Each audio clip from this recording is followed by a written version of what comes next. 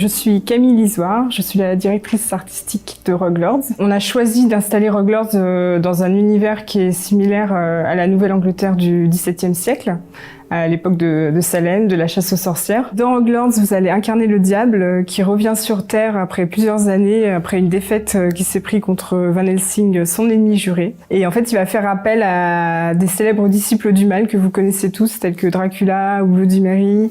Et ces disciples sont rappelés à lui par un pacte qu'ils ont signé autrefois, donc ils n'ont pas vraiment d'autre choix que de faire équipe ensemble pour combattre les ennemis du diable. Comme vous jouez le mal, vous allez forcément combattre les forces du bien. Donc les forces du bien, c'est les chasseurs de démons, mais pas que. Il y a aussi la Sanctuelle Humaine, qui est une mystérieuse organisation qui semble vous causer bien des dégâts et que vous allez découvrir dans le jeu. Donc c'est une coproduction avec l'Ekir, qui est un studio de la région parisienne également.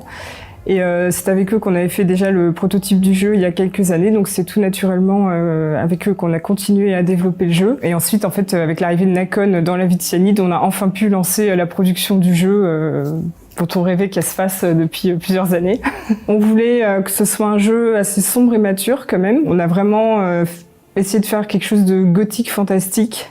Et forcément, la première référence qui s'est un peu imposée à nous par elle-même, c'est Tim Burton et l'ensemble de son œuvre, et tout particulièrement le film Sleepy Hollow qui se déroule un peu dans la même époque. On retrouve même dans le jeu le personnage du cavalier sans tête. Rogue Lords est un roguelike, donc ça veut dire que le joueur va être amené à faire des runs et à les recommencer pour gagner l'expérience, gagner des outils qui vont lui permettre d'aller jusqu'à son but final. Donc c'est un jeu dans lequel les combats sont très importants, c'est des combats en tour par tour comme dans beaucoup de roguelikes. Dans ces combats, on va diriger une équipe de 3 personnages, 3 disciples du diable que le joueur va choisir, avec tout un panel de skills que le joueur pourra également choisir. Par exemple, on a Bloody Mary, elle peut placer un miroir derrière ses ennemis, et à chaque fois qu'elle fait des dégâts, ces dégâts sont reproduits sur l'ennemi qui a le miroir, donc ça lui permet d'être extrêmement efficace. Et il y a également des combos à faire entre les différents personnages de notre équipe. On pourra explorer une map en 3D qui sera générée aléatoirement. Le joueur doit aller chercher différents artefacts diaboliques que le diable a perdus pendant la Grande Guerre contre Van Helsing.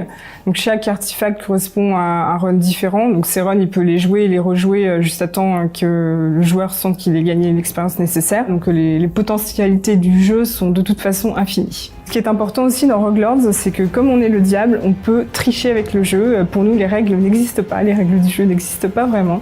En fait, on peut mettre en pause le jeu à tout moment. Et par exemple, en combat, lorsque nos disciples sont mal en point, qui vont bientôt mourir, en fait, le diable peut prendre les dégâts à leur place. On a vraiment souhaité donner à Rogue Lords une ambiance sombre, poétique, et on espère que les joueurs auront autant de plaisir à découvrir cette ambiance que nous, on a eu à la créer.